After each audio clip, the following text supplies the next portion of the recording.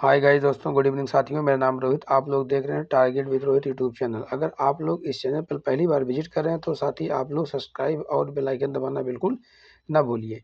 मैं आपको 18 फरवरी से जो परीक्षा स्टार्ट है हिंदी की, उस परीक्षा में 20 में 20 नंबर आपको दिलाने के लिए एकदम तत्पर हैं। ठीक है, आप लोग एक एक क्वेश्चन की व्याख्या अच्छे से देखिएगा। बहुत ही सटीक और बहुत सारगर्भित शब्दों में आपको मैं सभी विकल्प को और सभी क्वेश्चन को बताने का प्रयास करूंगा। ठीक साथी? ठीक है, आप लोग पहला क्वेश्चन देखिए। हिंदी का प्रथम उपन्यास, हिंदी का प्रथम उपन्यास क्या है, किसका है? तो कौन सा है? परीक्षा गुरु, गोदान, अलग अलग वैतरणी, इनमें से कोई नहीं। तो हिंदी का प्रथम उपन्यास क्या कौन सा है? परीक्षा गुरु। हमारा पहला ऑप्शन सही है। तो इसकी व्याख्या सुनिए। आचार्य रामचंद्र शुक्ल ने लाला श्रीनिवास के परीक्षा गुरु 1882 में, कब? 1882 में यह परीक्षा गुरु का पहला मौलिक उपन्यास माना था। ठीक है, चलते हैं आपके अगले क्वेश्चन पर। अगला क्वेश्चन देखिएगा। अगला क्वेश्चन हमारा नेक्स्ट है। आचार्य रामचंद्र शुक्ल के अनुसार हिंदी की प्रथम कहानी है। तो हिंदी की प्रथम कहानी कौन सी है? इंदुमती। यह जो है रामचंद्र शुक्ल की हिंदी की प्रथम कहानी थी। कफन मुंशी प्रेमचंद की है। ठीक है, इस तरीके से जो है या इसमें हमारा ग ऑप्शन सही होगा। अगले क्वेश्चन पर चलते हैं। अगला क्वेश्चन है कि निम्न में से कौन सी शुक्ल युग की प्रतिज्ञा है? शुक्ल युग की प्रतिज्ञा है कौन सी है? तो इसमें हंस है। कौन सी है? शुक्ल युग की प्रतिज्ञा हंस को माना गया है। ठीक, चलते हैं आपके अगले क्वेश्चन पर। अगला क्वेश्चन दिया गया है, मिलान कीजिए। क्या कीजिए? मिलान करना है। तो मैला आंचल, मैला आंचल किसका है? फणीश्वरनाथ नाथ रेणु का है। ए का हो सेकंड है। चित्रलेखा, चित्रलेखा किसका है? तो भगवती चरण वर्मा का है। उसने कहा था, उसने कहा था चंद्रधर शर्मा गुलेरी का है। उसके बाद में कफन, कफन किसका है? मुंशी प्रेमचंद का। अब आप समझिए, ए में ए का क्या होगा? 2, बी का क्या होगा? 3, सी का क्या होगा? 4 और डी का क्या होगा? 1। कहने का मतलब 23 और 41 किस ऑप्शन में दिख रहा है? अगर जिस ऑप्शन में होगा वही हमारा ऑप्शन सही होगा। तो ए का दूसरा, बी का तीसरा, सी का चौथा और डी का पहला।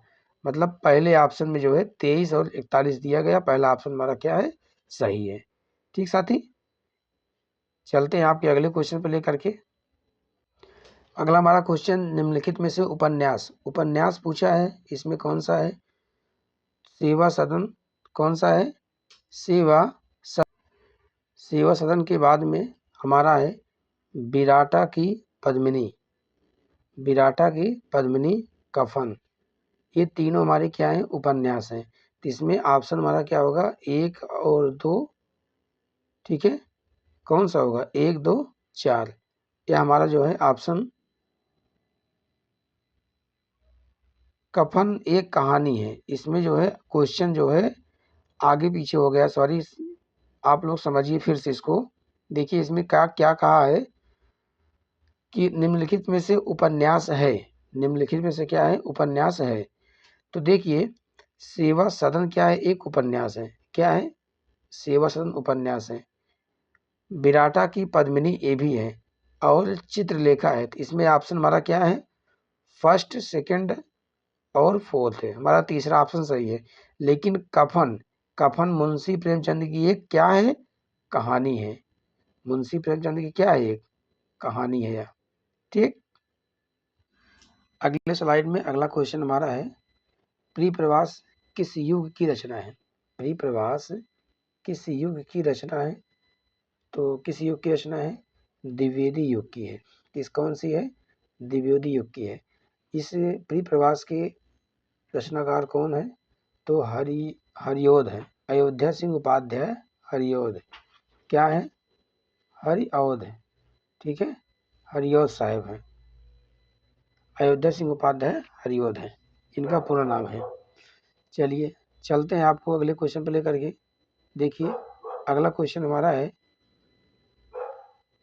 अगला क्वेश्चन है मधुशाला किसकी रचना है?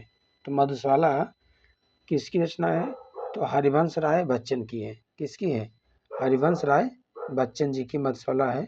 इनकी और रचनाएं हैं मधुशाला, मधुबाला, मधुकलश। इनकी रचनाओं का एक ट्रिक होता है सबक। क्या होता है? सबक। देखिए तो इस समय में मधुशाला लगता है, मधु लगता है। क्या लगता है? समय में। तो सा से क्या हो जाएगा? इस सा से हो जाएगा साला। क्या हो जाएगा?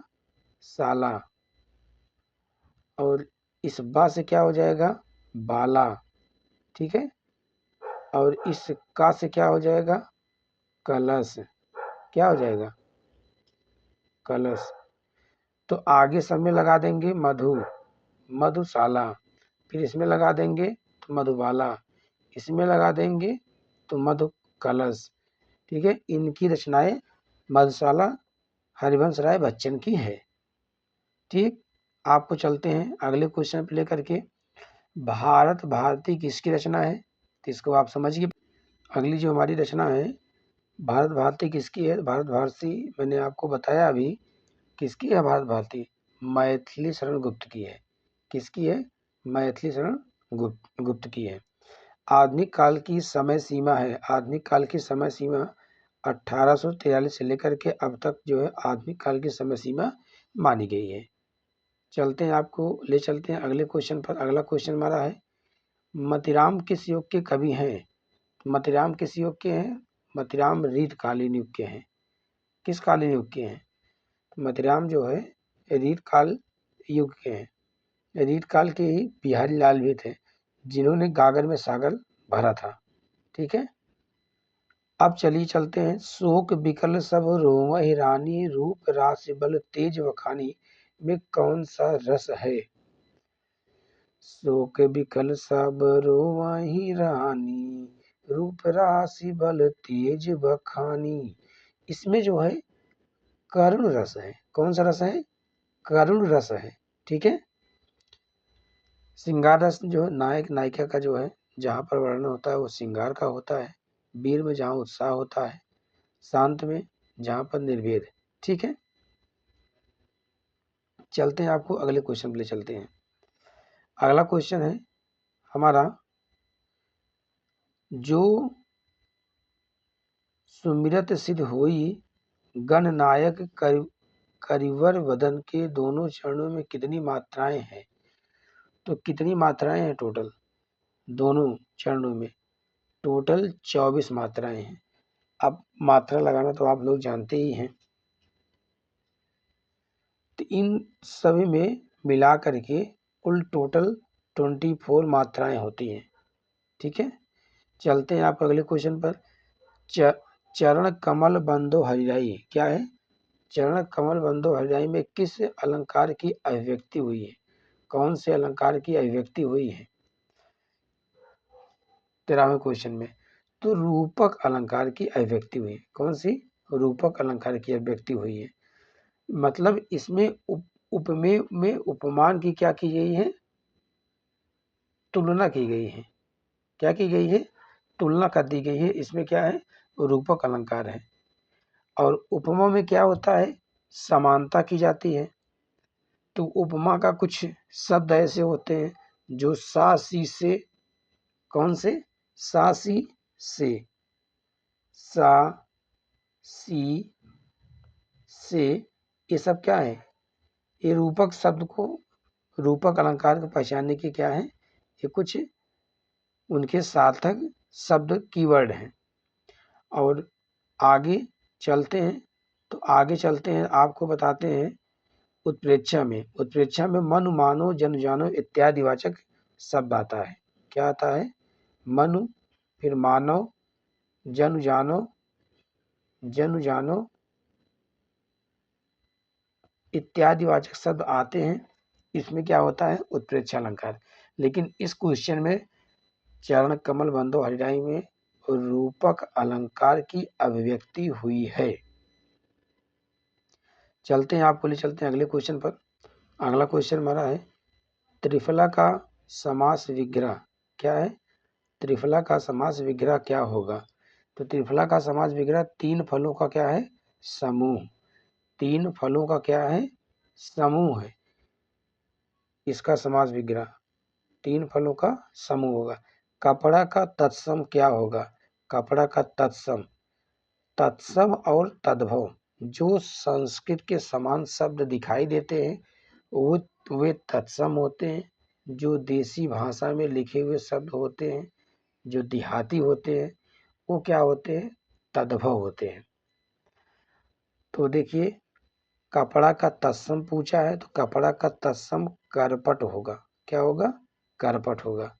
अगला क्वेश्चन है आकर्षण शब्द में किस उपसर्ग का प्रयोग किया गया है? तो आकर्षण में किस उपसर्ग का प्रयोग? उपसर्ग आगे लगता है और प्रत्यय पीछे लगता है, इसमें आ उपसर्ग का प्रयोग किया गया है। अगला क्वेश्चन है त्वयि। त्वयि युष्मद् शब्द के किस विभक्ति का रूप है? त्वयि, त्वयि जो है सप्तमी विभक्ति का क्या है? रूप है। तो इसमें सप्तमी विभक्ति में त्वयि युष्मद् शब्द के रूप विभक्ति का रूप होगा। जैसे मैं आपको अभी बता रहा हूँ, तम त्वाम त्वया तुभ्यम त्वत् तव त्वयि रे। त्वयि रे, रे साइलेंट है। त्वयि मतलब क्या है? सप्तमी विभक्ति का रूप होगा।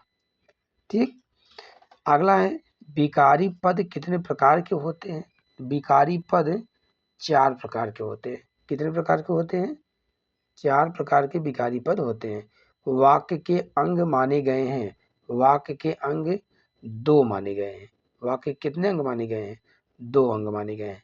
कर्तृवाच्य के वाक्य में प्रधानता होती है। तो कर्तृवाच्य के वाक्य में कर्ता की प्रधानता होती है। किसकी होती है? कर्ता की प्रधानता हमेशा क्या होती है? सब्जेक्ट की क्या होती है? सब्जेक्ट की क्या होती है? प्रधानता होती है कर्तृवाच्य में। ठीक। आपकी क्लास यहीं पर आपका जो 20 क्वेश्चन है साथी वो जो है पूरा कंप्लीट हो जाता है। आपको 20 में 20 मेरा यह पूर्ण प्रयास रहेगा कि आपके जो OMR में 20 में 20 क्वेश्चन आएंगे सभी सब्जेक्ट के, वो आपको हूबहू पेपर में छपे हुए दिखेंगे। ठीक है साथी, आप लोग अपने दोस्तों को ज़्यादा से ज़्यादा दोस्तों तक शेयर कीजिए, लाइक और सब्सक्राइब कराइए। ठीक है साथी, बहुत बहुत धन्यवाद। All the best. जय हिंद, जय भारत।